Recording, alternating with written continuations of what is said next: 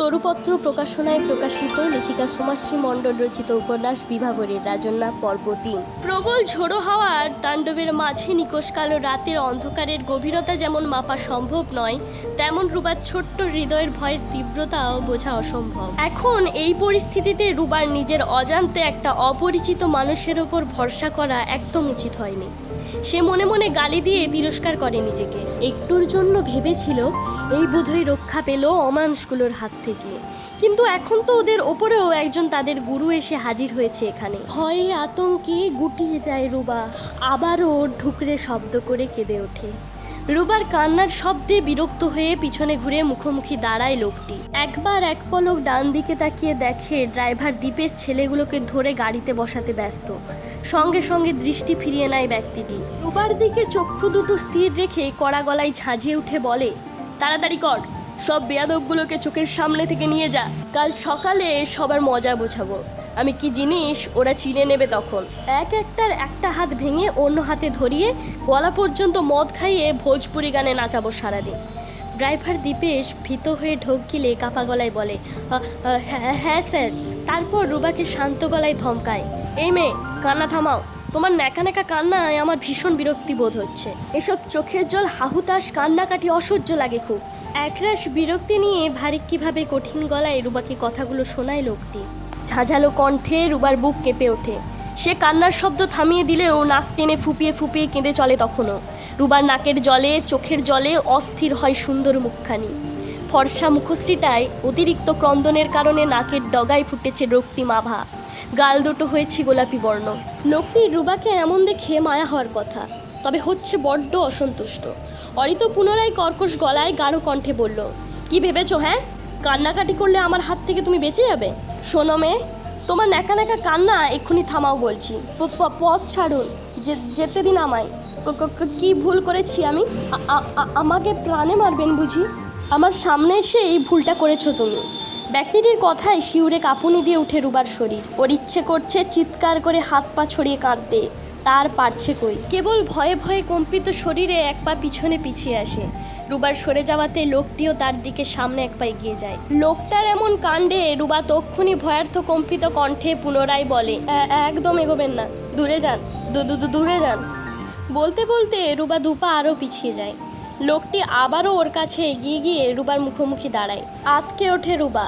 তাড়াতাড়ি করে শাড়ির আঁচল কাঁধ থেকে তুলে পিঠের ওপর চাপিয়ে জড়িয়ে ঢেকে ফেলে শরীর।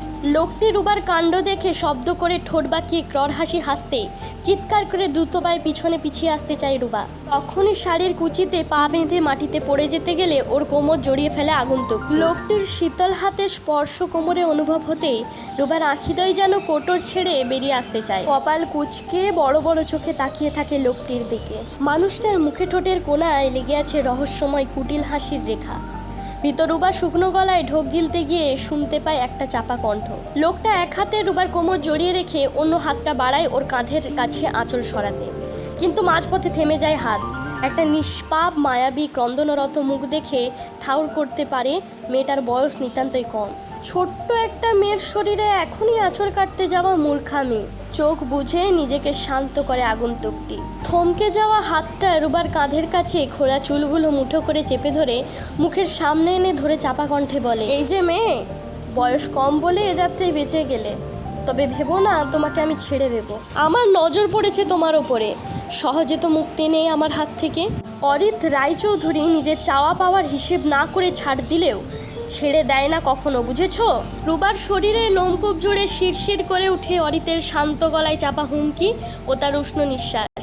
কি আকর্ষণীয় সেই কণ্ঠ, কিন্তু রসহীন শুকনো লোমহর্ষক প্রতিটা কথার শব্দ। আতঙ্কে ওর নিঃশ্বাস আটকে যায় গলায়, শব্দহীন চোখের জলে ভিজে যায় গাল। অরিতের তীক্ষ্ণ দৃষ্টি তখন রুবার কাজল ল্যাপটানো অশ্রু জল দুটি চোখে পলকহীনভাবে চেয়ে থাকে। সে সময় রুবা ভয়ে ও দুর্বলতায় অচেতন হয়ে ঢলে পড়ে অরিতের বাহুর মাঝে।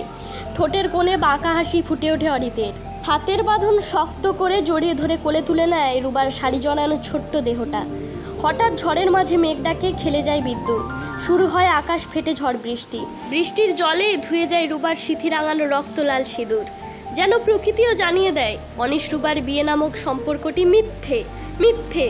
যার বিন্দু মাত্র কোনো অস্তিত্ব নেই। অরিত কোলে থাকা রুবাকে একটু দেখে হাঁটা শুরু করে নিজের গাড়ির দিকে। গাড়ির দরজা খুলে পেছনের সিটে জ্ঞানশূন্য রুবাকে শোয়াতে গিয়ে অরিতের হাতের চাপে বেখেয়ালে ভেঙে যায় ওর হাতের শাখাপলা। এক এক করে মুছে যায় সমস্ত বৈবাহিক চিহ্ন গায়ে থেকে, থাকে কেবল রক্তিম বেনারসি। সাবধানে শায়িত রুবাকে ঠিকঠাক রেখে অরিত নিজে গিয়ে বসে ড্রাইভিং সিটে। সেকেন্ডের মধ্যে গাড়ির স্টার্ট দিয়ে বৃষ্টি ভেজা ফাঁকা রাস্তা দিয়ে রাতের অন্ধকার ঢেলে চলতে শুরু করে নিজের আলিশান ডুপ্লেক্স রায়চৌধুরী ভবনের পথে। কয়েক ঘন্টার পথ পৌঁছে যায় ঘন্টা খানেকের মধ্যে।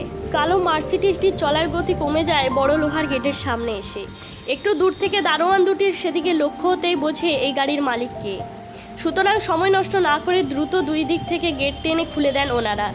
গাড়িটা সোজা ভেতরে প্রবেশ করে একেবারে থামে পার্কিং লটে গিয়ে। দরজার কলিং বেলের শব্দে তড়িঘড়ি করে নিজের ঘর থেকে বেরিয়ে আসে অরুণা, অরিতের ছোট বোন। খুব বেশি নয়, রুবার থেকে মাত্র 1.5 বছরের বড় সে, তবে ভীষণ স্পষ্টবাদী ও প্রতিবাদী।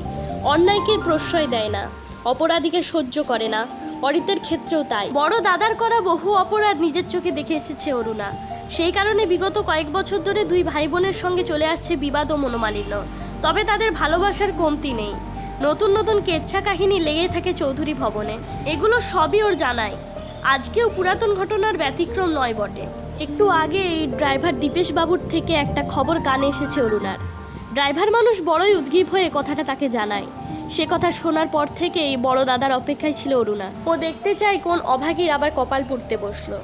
এখন ঘর ছেড়ে সিঁড়ি বেয়ে নিচে নামতে গিয়ে চোখে পড়ে অরিতকে, আর তার কোলে নেতিয়ে পড়ে থাকা একটি পুতুলের মতো মেয়েকে। বাড়ির পরিচারিকা বিন্নি মাসি দরজা খুলেছেন ইতিমধ্যে। কপালে ভাঁজ পড়ে অরুণার। কিছুটা ভয় এবং চিন্তিত মুখে একরাশ ঘৃণার ছাপ স্পষ্ট ওর দু চোখে। অরিত বোনের ভাবমূর্তি বুঝেও না বোঝার ভান করে এড়িয়ে এগিয়ে চলে অতিথি কক্ষে। তার পিছনে ছুটে যায় অরুণা। অরিত রুবাকে বিছানা একপাশে শুয়ে দিতে দিতে শুনতে পায় অরুণার বলা কথা। এটা আবার কাকে নিয়ে এসেছো বড়দাদা? কি চাও কি তুমি? কেন করো? অরুণার কথার মাঝেই অরিত শান্ত গলায় বলে, বিন্নিকে ডেকে দে, না হলে তুই এসে মেয়েটির পোশাক পরিবর্তন কর। অরুণা অরিতের কথা শুনে অবাক হয়ে জিজ্ঞেস করে, কে এই মেয়েটি? কোথা থেকে নিয়ে আসলে? তোকে যা বলছি আগে সেটা কর। খুব খারাপ হচ্ছে বড়দাদা। আর কতদিন চলবে এভাবে? তোকে কিছু বলেছি আমি অরুণা? যা তাড়াতাড়ি কর। আগে বলো মেয়েটির সঙ্গে কি এমন করেছো তুমি? ও জ্ঞানশূন্য হয়ে পড়ে আছে কেন? ওর বাড়ি কোথায় বড়দাদা? প্রতিদিন নিষ্পাপ অসহায় মেয়েগুলো। অরুণার একটার পর একটা প্রশ্নে গর্জে ওঠে অরিত। বোনের কথার মাঝেই ক্ষিপ্ত মেজাজে ধমকে ওঠে, দাঁড়িয়ে দাঁড়িয়ে অযথা প্রশ্ন করে সময় নষ্ট না করে বেরিয়ে যা আমার চোখের সামনে থেকে। আর হ্যাঁ, ছোটোর মতোই থাক। আমার মুখের ওপর দ্বিতীয় দিন একটাও কথা বলতে না শুনি তোকে। রাগান্বিত অরিতের কড়া ভাষায় বলা তিক্ত কথাগুলো শুনে টলটলে জলভরা চোখে একরাশ ঘৃণা নিয়ে চলে যায় অরুণা। শুধু যাওয়ার আগে ছোট্ট করে বলে, একদিন পস্তাবে তুমি। অরুণা চলে যেতেই বিরক্তিকর শ্বাস ফেলে সিগারেট জ্বালিয়ে নিজেও বেরিয়ে আসে সেই ঘর ছেড়ে। খিটখিটে মেজাজ নিয়ে গটগট করে হেঁটে বের হয় বাড়ি থেকে। অরিতকে ওভাবে চলে যেতে দেখে অরুণা ফিরে আসে রুবার কাছে। রুবাকে ভালো মতো দেখে মন্ত্রমুগ্ধের মতো পলকহীন চোখে তাকিয়ে থাকে সে।